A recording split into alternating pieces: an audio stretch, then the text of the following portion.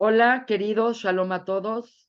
Yo soy la doctora Annette Pierre y en esta ocasión tenemos un invitado muy especial. Estoy muy conmovida y muy agradecida con Enrique Chmelnik, que está con nosotros en esta transmisión. Muchos conocen a Enrique, pero Enrique es una persona polifacética, es una persona que estudió periodismo, estudió una maestría en filosofía y pues muchos lo conocen porque fue el conductor del programa El Aleph durante 15 años y por otro lado fue el director del Centro de Documentación de la Comunidad Judía de México. Y lo importante ahorita mencionar es que Enrique fue a radicar a Israel hace 2 meses, con toda su familia, y estamos ahorita teniendo esta entrevista porque consideramos que independientemente de que está viviendo allá, es una persona que tiene siempre mucho que aportarnos y por lo tanto, pues lo traigo a la atención de todos para que nos clarifique muchos elementos que están sucediendo acá. Hola Enrique, ¿cómo estás? Hola, hola, Ned, ¿cómo estás? Me da mucho gusto saludarte. Siempre es un gusto platicar contigo. Eh, Ahora compartir un momento este espacio aquí contigo. Estamos desde Israel, en efecto. No llegamos todavía a los 2 meses, estamos ya muy cerca de cumplirlos. Y bueno, que sean mejores tiempos, por supuesto, que nos comuniquemos más adelante, pero por supuesto también ahora lo que haga falta platicar, comentar a propósito de la situación que se está viviendo en Israel y algunas reflexiones al respecto. Así es. Primero que todo, pues preguntándote para que todo el mundo sepamos cómo estás tú, cómo están tus hijos, tu mujer, cómo estás en este momento. Pues nos encontramos bien, gracias a Dios. Estamos a salvo, estamos en orden, estamos nosotros en una ciudad que se llama Modi'in, se encuentra en la parte central de Israel.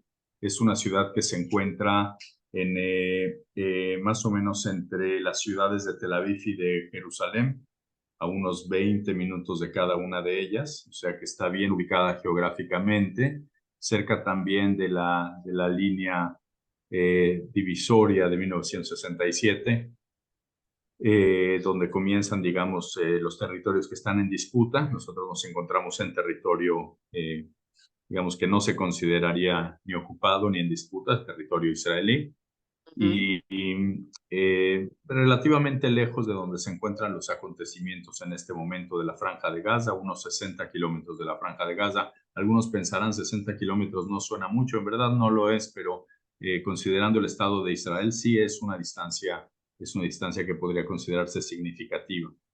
60 kilómetros para un país tan pequeño como el Estado de Israel.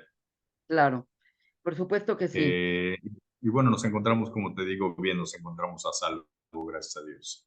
Nos da muchísimo gusto y estamos muy conmovidos por todo lo que está pasando. Estamos en un momento de muchísima tristeza, estamos en un momento de muchísima tensión, pero por otro lado, pues también sabemos que todas estas cosas negativas y estos movimientos también tenemos que estar fuertes y tenemos que estar viendo el futuro, tenemos que energizarnos y tenemos que aclararnos. Yo creo que parte de por lo que te pedí esta entrevista, es porque yo siento que estamos acercándonos a un momento histórico, energético, político, etcétera, etcétera, donde pues el mundo como que tiene que enfrentar y entender que tenemos estamos en un momento con dos posibilidades. Por un lado hay la gente que ve y que todo hace un problema o la gente que encuentra soluciones al problema. Como que estamos acercándonos a esa época que dicen los profetas, donde el bien y el mal que han estado revueltos por milenios se empiezan a separar. Y por lo tanto, pues, tomando en cuenta la relación que tenemos contigo, tomando en cuenta tu elocuencia, tomando en cuenta que estás ahí, tomando en cuenta que eres un filósofo, un verdadero Bal Mahshava, pues yo quisiera platicar contigo acerca de este elemento que me parece importantísimo llamado Israel como una brújula moral para la humanidad. Así que bueno, vamos a platicar un poco del tema y pues comiénzanos a platicar un poquito sobre este tema en particular. Yo sé que no lo preparamos, pero eso puede ser que sea lo mejor. Claro, claro. Por cierto, que se ven por ahí personas subiendo y bajando como la escalera. Parece como una alusión a los angelitos de la, De la del Sulam. Bereshit, del Génesis, que suben la escalera. Son por ahí mis hijos, obviamente. Eh, y bajando también. Les gusta la cámara, como verás, Anet, como verá Me parece muy el, el, bien. el, el Me público que te parecen muy sigue. bien Pero esos bueno, angelitos que ahora, suben y bajan. ahora le pido, ahora pido por aquí que no estén pasando para. Pero bueno, Sí, eh, me parece interesante lo que comentas, me parece interesante. Sabes, es muy difícil viviendo el momento que se está viviendo actualmente en Israel, poder identificar propiamente digamos, si se va a distinguir o no de otros momentos en los términos en los que uno a veces lo considera, ¿no? Con estas ideas o una lectura que tenga que ver con cualquier clase de profecía, con cualquier idea de las que tenemos habitualmente en relación con el judaísmo. Eh, lo que me parece interesante ahora, sobre todo en Israel, hablando del tema de la brújula moral, es el tema, son digamos dos aspectos que me parecen relevantes a propósito de esto. Uno, que toda esta situación ha puesto de manifiesto que hay cosas que están en efecto en nuestras manos, cosas que tenemos que tomar en nuestras manos y además hay muchas necesidades en este momento en el país. Hay un montón de temas que debemos abordar eh, en el país, en Israel, la ayuda, la cooperación, que además pues, es emocionante, pese a la época y a la situación que se está viviendo, es emocionante la manera en la forma en la que se está uniendo el país justamente para colaborar, para cooperar en distintas formas en los supermercados. Me ha tocado ver escenas que podría brevemente compartir el momento en el que cada vez que se ve un carrito de una persona. Por una parte, hay aspectos que han salido justamente a la luz a raíz de esta situación que tienen que ver con cosas que están en nuestras manos ujú, y las cosas que están fuera de nuestro control, que me ha parecido un fenómeno interesante, que nos ayuda a entender un poco el tema justamente de la brújula moral, digamos, si es que podemos recurrir a ese concepto en relación con Israel. sí, Verás, en cuanto a lo que está en nuestras manos, lo que se ha visto es una extraordinaria cooperación de la sociedad israelí, una suerte de unión que se da generalmente en las tragedias, sucede también en otros países. En el caso de Israel ha sido muy relevante verlo en los supermercados. Cuando uno se encuentra, por ejemplo, a un grupo de jóvenes en el supermercado con víveres en el carrito y otras personas que se van cruzando con ellos, van abriendo la cartera, sacando el efectivo y dándoles para que compren más víveres, para que se ayude más. Muy común también ver en este tipo de situaciones, en las filas de distintos servicios, que se deje pasar primero a los que están con traje militar, a los soldados que están defendiendo al país, incluso que no se les cobre o alguien más les pague lo que están consumiendo. Eh, hay esta sensación y por supuesto toda la ayuda que se está prestando, todos los grupos que se han unido y las organizaciones que están constantemente ayudando a las personas que están heridas, a las familias que han perdido algún familiar, en los rezos, por ejemplo, que es donde a nosotros personalmente nos ha tocado participar en estos días. Yo en lo personal, en lo que más he estado es en casas de duelo cercanas a nosotros, personas que perdieron algún familiar el 7 de octubre, incluso ya en los enfrentamientos, padres de soldados y demás, completando, como sabes, un minyan, por ejemplo, sí. participando en los rezos, acompañando a los deudos. Es también sorprendente la cantidad de casas en duelo que encuentra hoy día uno en Israel, prácticamente en cualquier ciudad. Y eso está en nuestras manos. Pero también creo que de golpe viene a la mente todo aquello que está más allá de nuestro control. Eh, las veces que uno escucha las alarmas, todos los riesgos que uno corre y demás, lo que ha sucedido, que evidentemente de alguna manera estimula el miedo el enojo, en muchos casos la radicalización.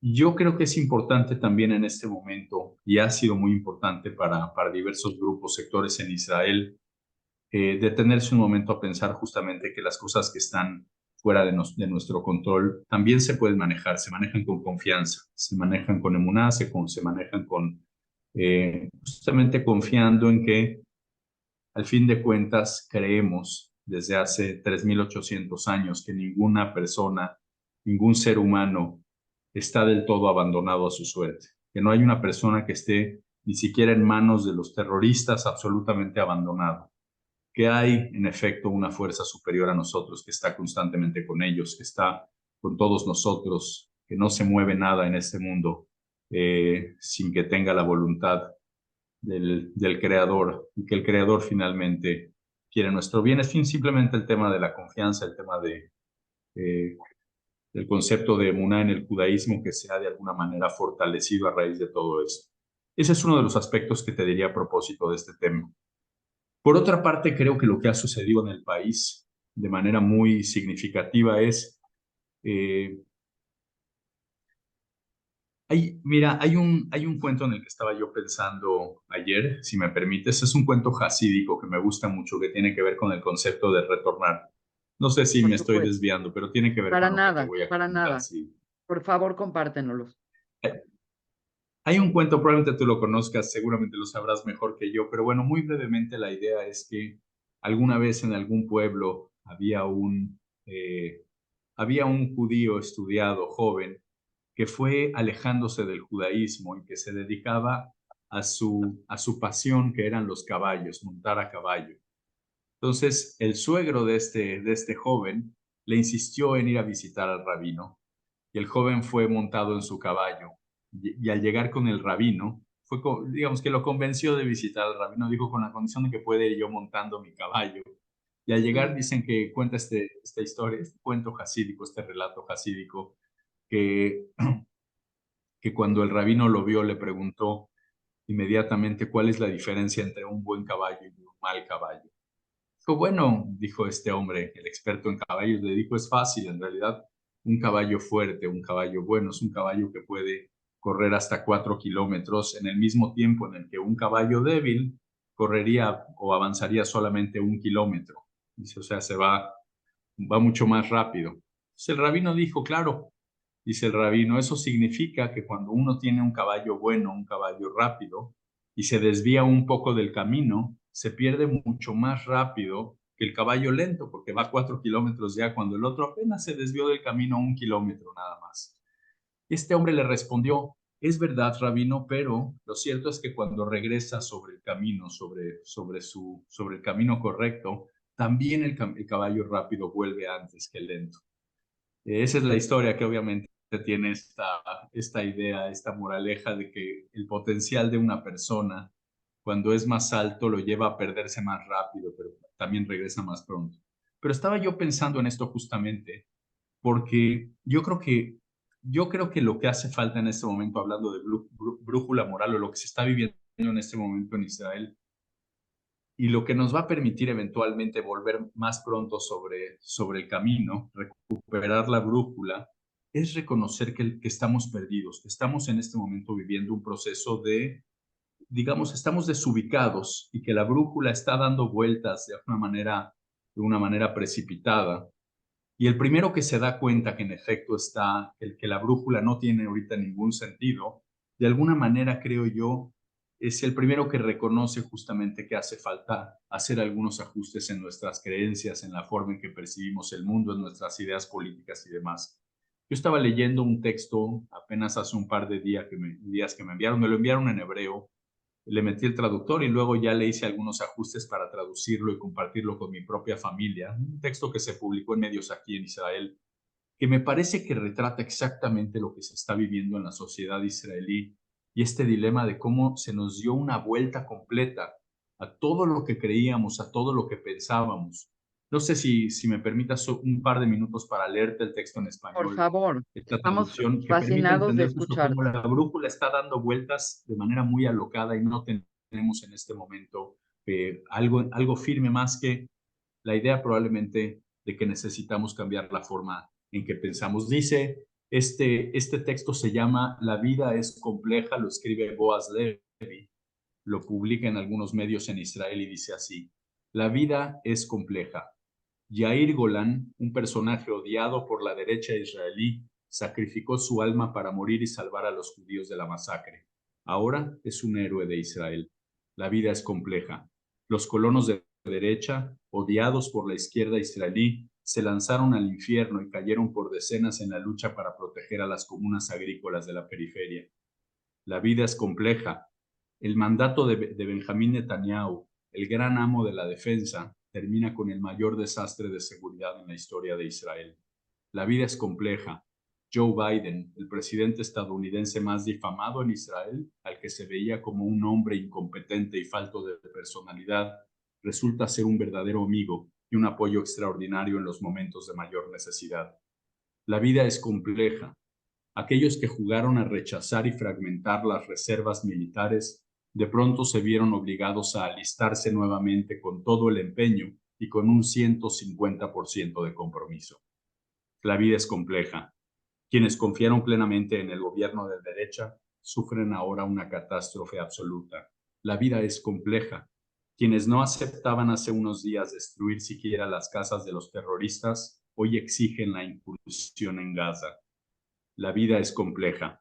Aquellos que habían relegado por completo a los ultraortodoxos descubren ahora que están aquí, ofreciéndose como voluntarios para realizar las más escalofriantes tareas civiles. Aquel que decía que ya no somos hermanos, descubrió con horror que en la matanza y la destrucción seguimos siéndolo. Los que creían que la retirada, los que confiaban en la inteligencia, los que se fiaban de las cámaras de seguridad y las vallas inteligentes, los que opinaban que los colonos, los que decían que los izquierdistas, los que pensaban que los árabes. La vida es compleja. Los conceptos están rotos. Las creencias fundamentales han sido socavadas. Las visiones del mundo ahora se evaporan. Todo cambia en estos momentos y el cambio llega hasta la raíz de las creencias elementales de la sociedad israelí. Se avecinan cambios universales. Quienes no lo ven, aquellos que continúan estancados en sus percepciones anteriores, aquellos acontecimientos, una prueba más de sus métodos y creencias, los que siguen teniendo la razón como ayer, los que lo saben todo como el año pasado, aquellos que no están reconsiderando sus puntos de vista, aquellos que no se detienen ni un momento a pensar en que quizá no entendían nada.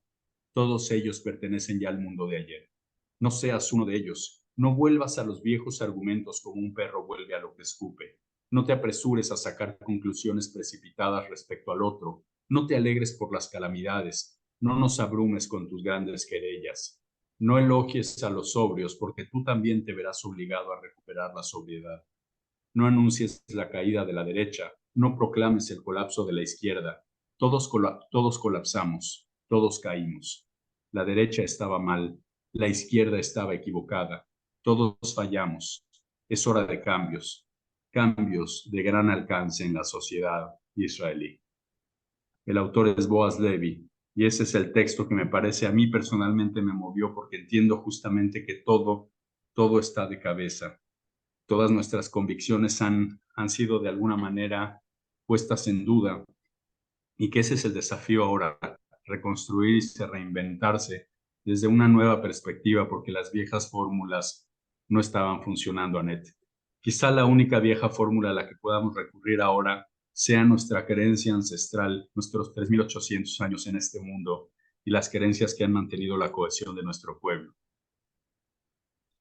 Quedo completamente conmovida. Es el texto más elocuente y más sensible que he oído en mucho tiempo. Estoy maravillada y te agradezco que lo hayas compartido conmigo y con las personas que vamos a ver este programa.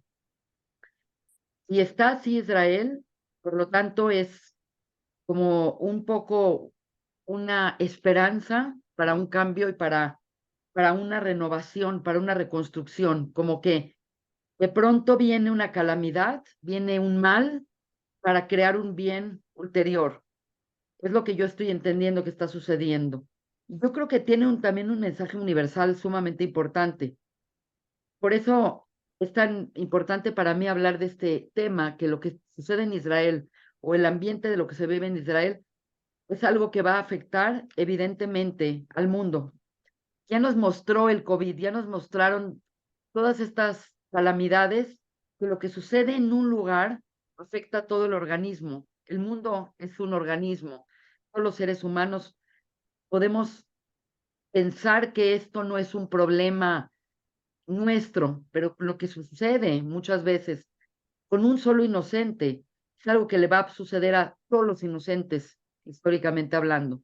Por lo tanto, estamos viendo ahorita una muestra de un problema local, pero sabemos que este problema local, aunque las personas se les va a pasar porque los seres humanos se acostumbran y de pronto ya las noticias ya no son las mismas noticias y el dolor no es el mismo dolor, realmente esto que pasa en un lugar acaba sucediendo en todo el universo. Con respecto a cómo el mundo está de cierta manera un poco polarizándose con sus propias creencias, ¿qué nos puedes decir al respecto, Enrique? Mira, hace algún tiempo creo que platicando contigo y con mi tocayo, tu esposo Enrique, eh, que siempre fue un gusto, por cierto, extraño mucho nuestros estudios, espero que podamos reanudarlos en algún momento.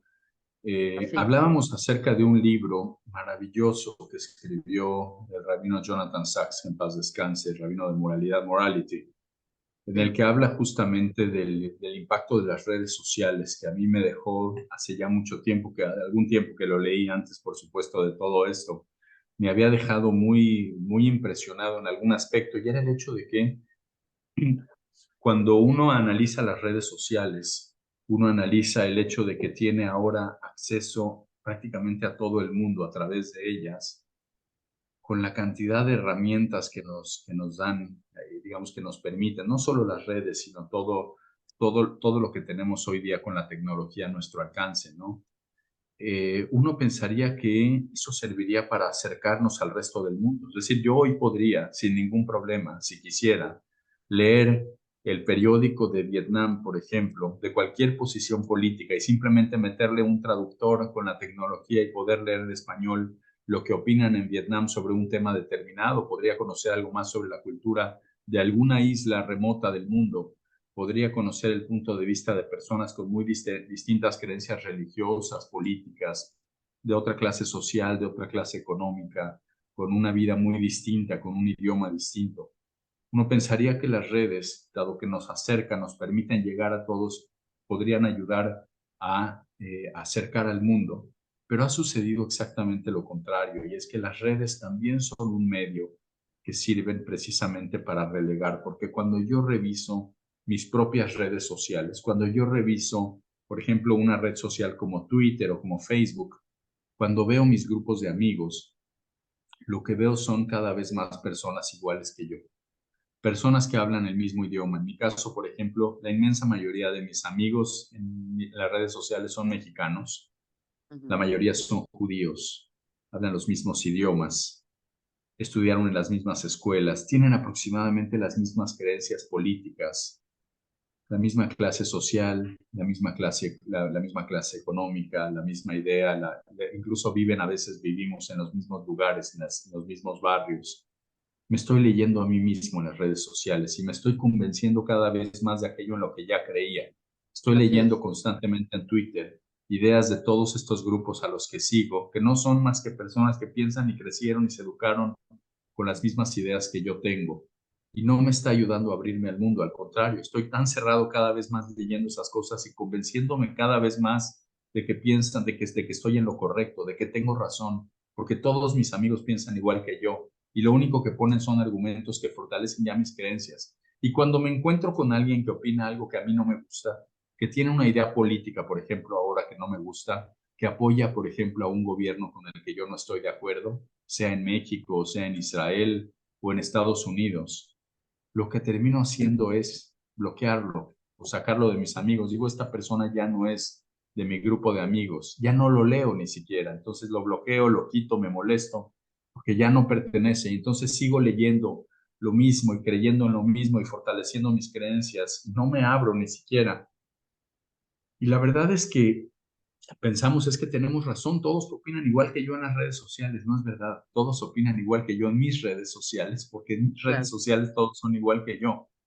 Pero en las redes sociales de los otros, que opinan distinto, que ven el mundo distinto, que crecieron distinto y se educaron distinto, en las redes sociales de los que son favorables a este gobierno o aquel gobierno con el que yo no estoy de acuerdo, pasa exactamente lo mismo. Están leyendo todo el tiempo argumentos a favor y a favor y dicen, ¿cómo no lo ve el mundo? ¿Cómo no pueden darse cuenta de la verdad? La verdad es que el país está maravilloso, todo está funcionando maravillosamente bien, el gobierno es magnífico, porque están leyéndose a ellos mismos también. Me claro, refiero igual a Israel o a México, Estados Unidos, es un ejemplo.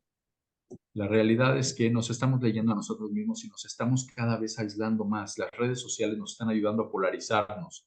Y la polarización no es que tengamos diferentes puntos de vista, porque tener diferentes puntos de vista, y acaba de pasar la fiesta de Sukkot, te lo digo, la fiesta de Sukkot es la fiesta que celebra en el judaísmo la idea de que tengamos diferentes puntos de vista, porque que yo recuerde ninguna de los Arbat Minim, después de que cumplen el precepto juntos y de que se hacen las bendiciones con las 4 especies que representan los distintos sectores del pueblo de Israel, ninguno de ellos deja de ser lo que era en un inicio. así es. No sé si está trabado internet, no sé si se está viendo. No, se ve perfecto, Se ve excelente, perfecto, todo perdón, es que perfecto. vi un poco trabado internet. Bueno, ninguno de las especies en Sukkot pierde su esencia. Al final siguen siendo lo que son, ninguno tuvo que renunciar a su esencia para poder unirse, porque unirse no es sinónimo de unificarse. Podemos unirnos pese a nuestras diferencias para un proyecto en común, y eso es básico en el judaísmo. No se trata de que todos pensemos igual. La polarización no es un problema porque haya diferentes puntos de vista. La polarización es un problema porque nos odiamos por esos puntos de vista que nos hacen distintos. La polarización es el odio provocado justamente por esos diversos puntos de vista que tenemos. No es la existencia de esas diferencias, sino es el hecho de que esas diferencias nos lleven a una animadversión peligrosa, muy peligrosa, como está sucediendo actualmente en el mundo. Supongo que responde un poco a lo que está sucediendo también aquí en Israel, a la forma que nos estamos leyendo. Yo pensaba hace 10 días de una manera muy distinta en torno al conflicto en Medio Oriente. Por supuesto que el enojo de todo lo que sucedió me llevó por momentos, me lleva todavía por momentos a cambiar mis puntos de vista, a radicalizarme. A veces quisiera soluciones tajantes, graves, soluciones en las que nunca había creído. Es incluso doloroso pensar lo mucho que uno puede cambiar de parecer en unas cuantas horas, provocado quizás solo por el enojo del momento, por las imágenes, por las noticias, por las mentiras, por las verdades, pero al final lo que necesitamos son todos los distintos puntos de vista y un camino para unirnos y cada uno aportar desde ese punto de vista algo distinto.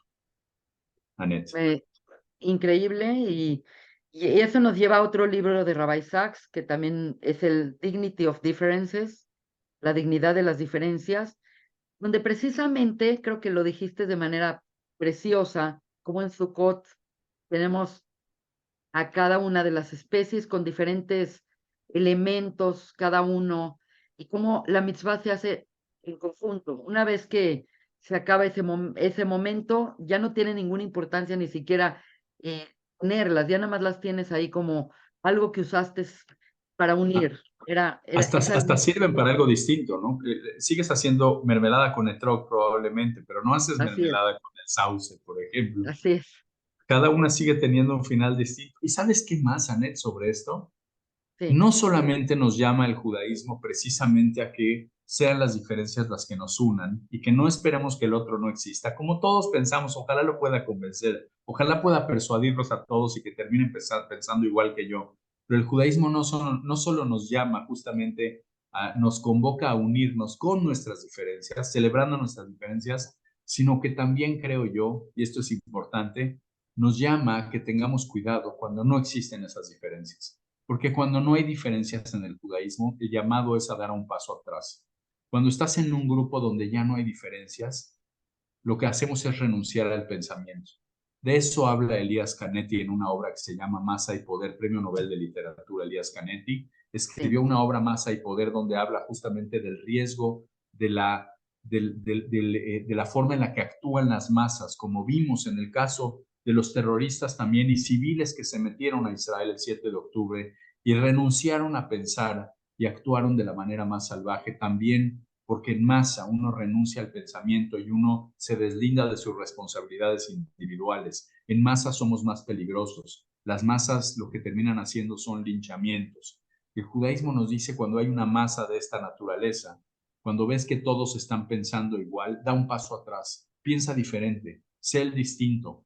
Ahí nos dice el judaísmo, cuando no veas diferencias en el grupo, porque precisamente eso nos lleva a renunciar a la razón. Cuando no veas diferencias en el grupo, sé tú el que dé un paso atrás y piensa diferente. Lo dice claramente el propio libro de Masa y Poder de Elías Canetti, cita un pasaje talmúdico que a mí me fascina, me ha encantado siempre, lo hemos platicado en diversas ocasiones, de un precepto judío que dice que en el Sanedrín, con 71 jueces, cuando condenaban de manera unánime a una persona, 71 jueces elegidos entre lo mejor de todo el pueblo, los más justos, decidían de manera unánime que una persona era culpable y lo condenaban. Fíjate qué punto, decimos, debe ser tan culpable que todos lo condenaron. No, dice el Talmud, ahí tienes que liberarlo y declararlo inocente. Se sospecha que es inocente, porque no es posible que 71 personas piensen igual. Si todos piensan igual, da un paso atrás, que haya un juez que tome la posición de la defensa, que haya un juez que le dé el beneficio de la duda. Pero si todos decidieron juzgarlo y sentenciarlo, entonces no están haciendo un acto de justicia, están haciendo un linchamiento y no están aliándose, no son aliados de nada, son cómplices de un crimen, de un linchamiento. Así que cuando estemos en estos grupos en el que todos piensan igual, nos dice el pensamiento judío, es ahí cuando tenemos que dar un paso atrás y pensar diferente. Qué interesante porque en esta semana se va a leer Parashat Noach y al final de Parashat Noach existen 7 Pesukim, que es la historia de Babel, que es precisamente esta misma historia. Es generalizar a un grupo y quitarle completamente la individualidad, hacerlo homogéneo, hacerlo una masa que no piense o que todos piensen igual. Y obviamente Dios simplemente les aplica no la destrucción, sino la dispersión. Se tienen que dispersar porque tienen que encontrar sus diferencias. El mundo, Dios creó un mundo con diferencias y las diferencias son hermosas. Es maravilloso poder abrir tu refrigerador y ver piñas y kiwis, manzanas y todo tipo de alimentos, no todo una comida idéntica. Todo el mundo tiene esas diferencias y obviamente pues creo que es una reflexión sumamente interesante y sumamente importante. ¿Y cómo tú ves? Porque lo que tú has hablado es importantísimo porque nos estás dando un retrato de Israel internamente, lo que está viviendo. ¿Tú ves con optimismo y ves factible que estas situaciones que se están dando ahorita puedan ser sostenibles? ¿Crees que es una oportunidad de reflexión? ¿Tú sientes que la sociedad y los diferentes sectores están reflexionando con las mismas ideas de unir, de diversidad? ¿Sientes que es algo que está pasando en el medio ambiente en el que vives? Absolutamente, Anet, absolutamente. Ha sido muy emocionante ver al país de la manera en que está funcionando en ese sentido. Apenas estaba yo regresando de un shiur, de una clase de Torah. La tomé solamente yo con otra persona, es casi como una bruta, Ujú. pero básicamente el rabino con el que estuve me comentaba algo muy interesante. Me decía que él reza él vive en Jerusalén, en Jerusalén, es datil, Ahora Leumi, sí, es religioso nacionalista, digamos, favorable a la nacionalista. creacionista, Sí. sionista, no nacionalista, pero sí. Eh, pero reza en las mañanas porque le queda cerca en un templo jaredí, en un templo de los Ujú. judíos, podríamos llamar ultraortodoxos, negro y Así es. demás, que son habitualmente, como sabemos, no son sionistas.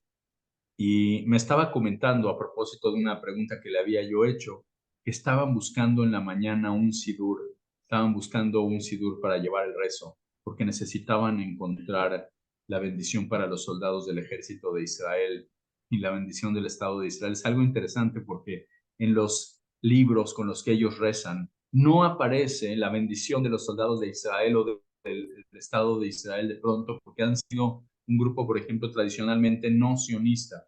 Yo no sé si haya un mensaje más claro de unidad que un grupo de Haredim en Israel, en Jerusalén, buscando un libro para poder decir la bendición como la dicen ahora todas las mañanas por los soldados de Israel. Hay muchos aspectos en los que te lo puedo decir. Nosotros en particular hemos experimentado algunos como Olim Hadashim, como nuevos migrantes. Somos nuevos migrantes y tenemos mes y medio, 2 meses, vamos para 2 meses aquí en Israel. Y hemos tenido muchos llamados que nos han dicho muchas personas, ¿por qué no toman alguna de las opciones de vuelos que hay a México y demás? No quisiera ahora explicar las numerosas razones que tenemos para de ninguna manera tomar un vuelo y dar la espalda en este momento a Israel. Te diría eso sí, me parece importante y como un paréntesis, que sí, que tenemos miedo como todos lo tienen, tenemos temor, pero no tenemos miedo por vivir en Israel, tenemos miedo porque somos judíos.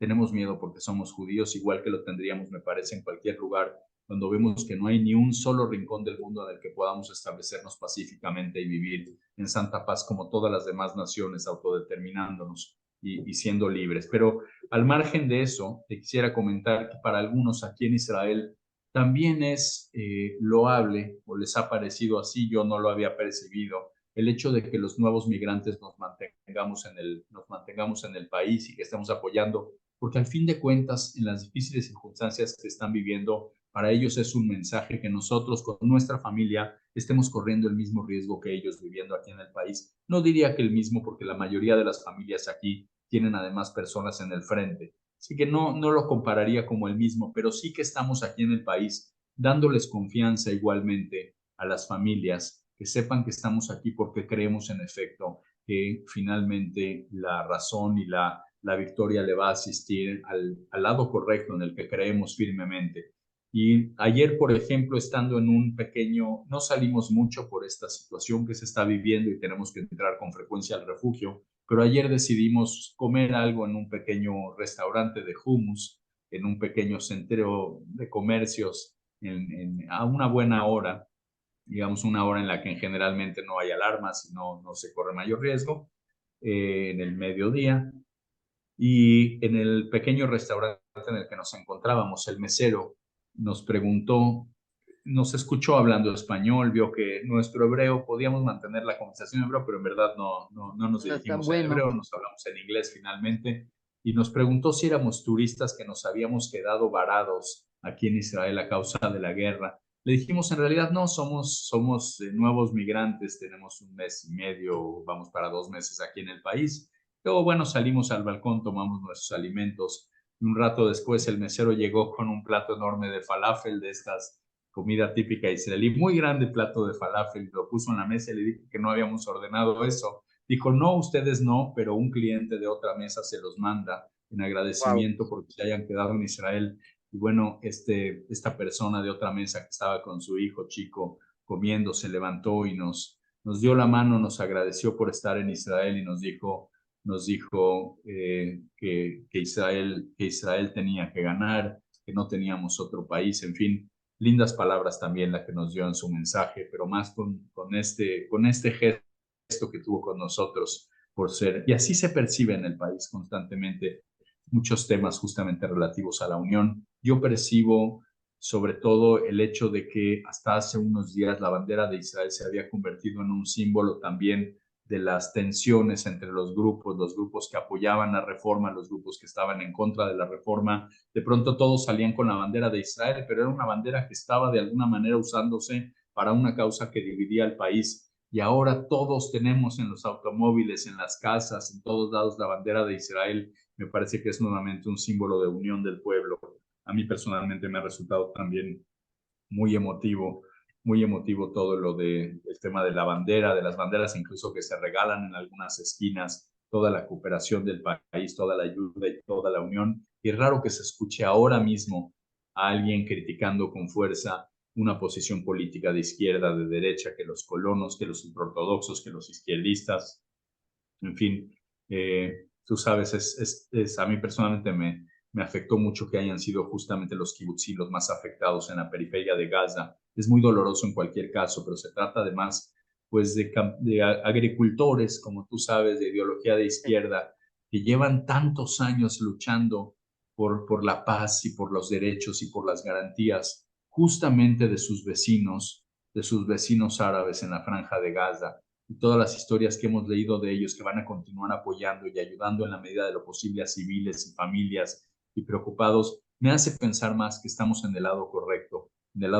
de esta historia, en el Así lado es. más humano, porque no es un tema, no es una lucha de dioses, no es una lucha mesiánica al final. Creo yo que en este caso, y con toda la creencia y la convicción que tengo, en este caso la razón le asiste al lado más humano, y ese lado sin duda es el lado de Israel. Israel incluyendo a todos los israelíes y también a los poblados de otras religiones que han recibido refugiados del sur de Israel y que han estado apoyando igualmente, y a los beduinos que salieron a luchar, a pelear para salvar a los kibbutzniks, a los habitantes de los kibbutzim el 7 de octubre, en fin, a todos los que forman parte de este maravilloso y bendito país que es el Estado de Israel. Me gustaría que me platicaras un poco de lo de los beduinos, porque es un tema que no conozco, a lo mejor soy ignorante, pero ¿nos los podrías un poquito ampliar? Porque es algo que no había oído. Me parece importante. Claro, salió en los últimos días en los medios que también entre los que participaron en la defensa del Estado estaban, por supuesto, los drusos, que no es novedad. Los drusos Sí, siempre se han destacado en el ejército de Israel por la defensa del Estado judío. No son judíos, pero son, además de soldados muy valientes, que están generalmente en las mejores unidades, son muy afectos a su patria, al Estado de Israel al que pertenecen. Pero también ha habido otros dos casos que son relevantes. Uno, el de los beduinos en el sí, desierto, que fue finalmente donde ocurrió, en la zona del Negev, que sí, cuando escucharon lo que estaba sucediendo también cargaron las armas que ellos mismos tenían y también fueron y corrieron, y en muchos casos se derramó también su sangre tratando de salvar simplemente a sus conciudadanos, seguramente sin preguntarles a qué religión pertenecían, qué practicaban. Básicamente fueron para ayudar a las personas que pudieran en los kibutzim del sur. Y la otra son los poblados árabes dentro del Estado de Israel, donde a veces hay tensiones también, pero en sí, estos últimos días la verdad es que ha habido pueblos que están recibiendo, por ejemplo, que han abierto sus casas para que vivan ahí los judíos que han tenido que emigrar del sur para mantenerse a salvo de todos los cohetes que están justamente lanzando desde la franja de Gaza y que se han visto a lo mejor damnificados a falta de casa justamente por la destrucción provocada por los terroristas de Hamas. Árabes, musulmanes, en la mayoría de los casos, que abren sus casas a judíos, todos israelíes, todos de ciudadanía israelí, no en territorios en disputa, dentro de Israel, abriendo, sí, insisto, sus casas para recibir. Hay muchas historias en ese sentido. Ayer me decía, ayer visitamos a unos abuelos de un soldado que murió el primer día de una sí, unidad muy fuerte que se llama una unidad de élite del ejército de Israel. Son unos argentinos ellos, así que hemos establecido una linda amistad con ellos y lamentablemente su nieto murió el primer día de las acciones, ese mismo 7 en el Kibbutz Be'eri, que es donde estaba él. terrible. Se había lanzado en paracaídas para la lucha y antes de tocar tierra ya lo estaban atacando. Y me comentaban, ellos también religiosos, por cierto, judíos religiosos, pero me comentaban cómo personas árabes con las que han trabajado por años o digamos a quienes conocen por distintos medios, cómo les habían también, de qué manera tan sentida habían recibido el pésame de ellos, de las poblaciones aledañas. También eso creo que unió al país. También creo que en eso fracasó Hamas, si me permites decirlo. Si Hamas Claro, quería dividir más todavía, porque lo estaba, la población árabe de la población judía, no le funcionó. Fracasó en eso porque creo yo que por lo menos en lo que respecta a las poblaciones, a los poblados dentro de Israel, me da la impresión que hay un sentimiento también de pena, de duelo por todo lo que ocurrió en el sur del país. No diría lo mismo de las grandes ciudades de Cisjordania, que es otra historia, pero sí de los poblados en la parte israelí del territorio y por supuesto, sin generalizar, seguramente que habrá también numerosos árabes, numerosos y palestinos y de cualquier religión también en la zona de Cisjordania y en otros países que estarán lamentándose por estos sucesos. Seres humanos al fin de cuenta, cualquiera sea nuestra creencia confesional. impresionante. Me impresiona porque tú me estás confortando a mí. Quiere decir, yo estoy preocupada, nos sentimos en muchos momentos frustrados, impotentes, viviendo fuera de Israel y tratamos de apoyar con lo que podemos, pero tus palabras son más que alentadoras y esperanzadoras. Estoy verdaderamente conmovida de la lectura que tienes, a pesar de que te tocó emigrar en un momento tan delicado, estás viendo de una manera como algo muy optimista, por lo menos lo que se está sucediendo en la sociedad israelí, que es muy importante. Yo creo que de ahí viene esta sanación que necesitábamos como pueblo. La realidad es Muchas que yo estoy gracias. encantada platicando contigo y nos dejas con un absoluto bienestar, porque hay todo tipo de argumentos, pero yo creo que nos quedamos con una sensación de que el problema no se ha acabado, se puede escalar, no tengo dudas de que las cosas pueden modificarse, etcétera, etcétera, pero tus palabras nos confortan sabiendo que la sociedad israelí que estaba sufriendo pues tanta división y tanto dolor interno, eh, esté ahorita en un proceso de sanación interna. Y yo considero que si esto continúa, esta sanación interna, podemos y vamos a ver y vamos a ser testigos de muchos milagros, porque sabemos que cuando el pueblo de Israel esté unido y está el pueblo de Israel en su brújula correcta, las cosas se acomodan de manera buena, de manera sale para bien. Las cosas malas caen por su propio peso y las cosas buenas definitivamente se salen a relucir, porque siempre el bien está sobre el mal, porque el bien pues es eterno, el bien se relaciona con Dios y el mal es simplemente una creación y no es eterna. Así que bueno, estoy encantada y agradecida contigo y es tan maravilloso tu relato, es tan maravilloso las fuentes que nos traes para conocer un poco lo que está sucediendo ahí, que te voy a pedir en poco tiempo que tengamos otra entrevista para hablar Claro, con ahora mucho de lo gusto. que está pasando fuera de Israel y qué nos sugerirías en algún momento para que este elemento de que estamos repitiendo las mismas noticias y estamos recalcando nuestras propias ideas, nos tengamos la fuerza de reconocer y, como tú dices, echar un paso atrás para integrar otros elementos en nuestra forma de pensar y volvernos más universales, volvernos un poco más amplios. Eso va a ser otra entrevista porque esta me parece que nos deja con un sabor de boca maravilloso. Así que Muchas bueno, gracias, Ana. Gracias de verdad, me encantará, por supuesto. Y de verdad te agradezco el espacio, el tiempo, todo te lo aprecio mucho, de verdad. acá en México te extrañamos locamente, nosotros, toda la gente que Muchas te gracias. conoce.